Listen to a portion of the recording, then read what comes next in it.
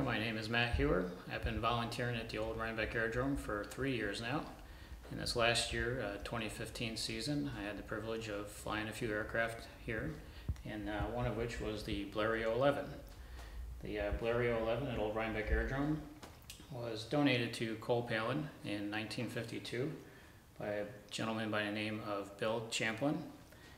Bill had procured the aircraft from a person named Mr. Colburn, and he got the airplane by noticing that it was out in an airfield in wreckage. I guess it was crashed in a air meet in 1910. So he got the airplane. It was about 25% complete at the time. And so the rear third and the front third of the airplane are original.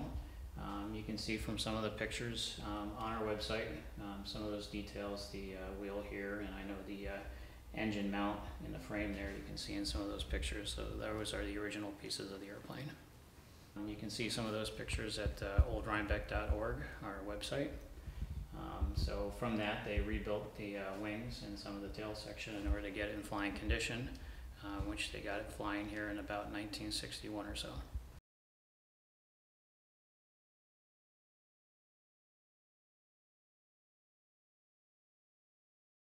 So the Bleriot's claim to fame is it was the first aircraft to ever cross the English Channel.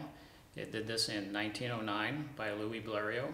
This was his 11th aircraft design, which he built. He crossed the English Channel in 1909, and on the way over he hit a rainstorm, which actually benefited him because it helped cool the engine, because engines were air-cooled, and they had a tendency to overheat, especially at the lower speeds that a Bleriot would fly at.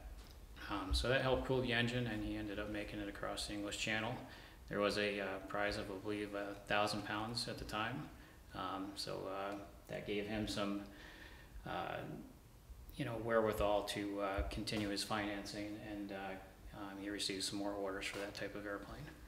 The engine on the Bleriot 11 that we have is an Anzani, but it's in a Y configuration, which is just a little bit different than the original that was used on Louis Bleriot's flight.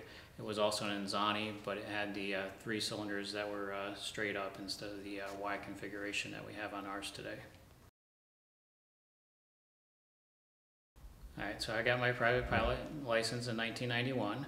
And I've been flying since then. I flew commercially, I flew freight, and I flew commercially for an airliner. I've flown glass cockpit jets, and after being laid off from the airlines, I ended up back in Red Hook, New York, near the aerodrome, and that's why I decided to come over and get back into flying.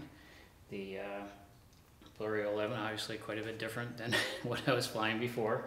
But after a few flights in a Piper Cub at Great Barrington, I got back into flying smaller aircraft again. Although the Bleriot 11 is quite a bit different than anything that I had flown previously due to its rudimentary design. It does have somewhat conventional controls, and for Pioneer aircraft, sometimes the controls were all over the place, but some of the controls on a Bleriot are similar to what you would normally find. There is a stick that has both pitch and roll, and rudder pedals that you use with your feet. But that's about where some of the similarities end. The Bleriot is rather underpowered, so trying to get it off the ground in an airstrip like Old Rhinebeck, where it's a little short, sometimes you're flying, trying to go uphill for takeoff, can be a challenge on the hot summer days. So that's the first challenge in flying it. The other is the controllability is not very great. It uses the wing warping, where you twist the entire wing rather than using ailerons, and that leads to not as much control over roll. So flying the Bleriot, one of the things that you have to do when you take off is the tail has to be raised rather high in the air, because if you can see in this picture here, the wing has a high angle of incidence and quite a bit of camber. So as it sits level on the ground, and even if you raise the tail a little bit, you still have, it looks like a big parachute hanging out there. And with all that drag and the low power of the engine, you will not get very far unless you raise the tail high and try and get that wing, streamlined with the wind there. And after you reach flying speed, just a little nudge back then on the control stick, she'll take off. The tricky part is on the landing. As you're trying to pull the power back, because you have to slow up and stop eventually, the rudder loses a lot of its control effectiveness, and that makes it prone to ground looping on landing.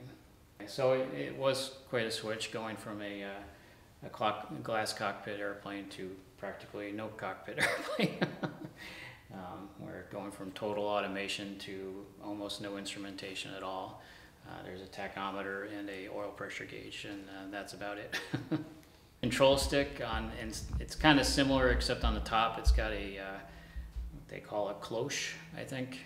Yeah. In French it stands for bell.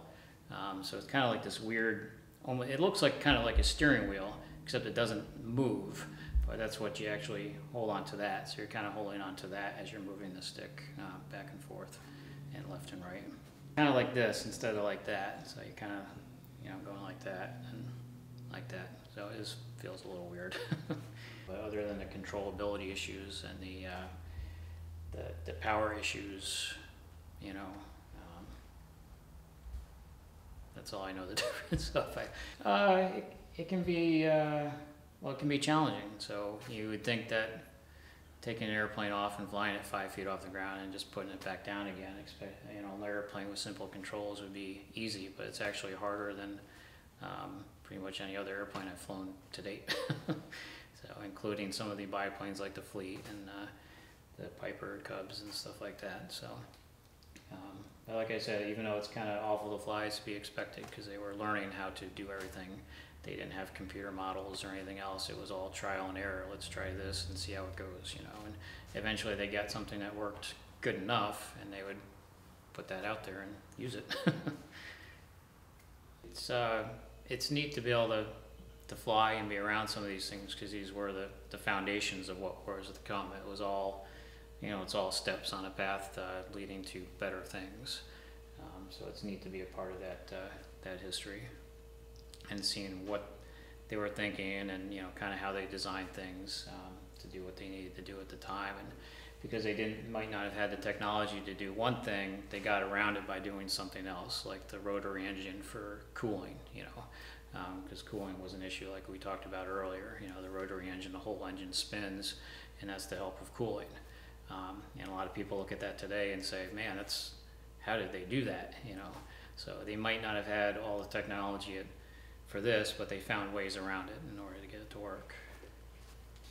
Yeah, it's amazing how quickly it did advance. From 1909, you got the Bleriot, and 1942, you got the Fleet Finch. It's amazing how fast they progressed in that short amount of time.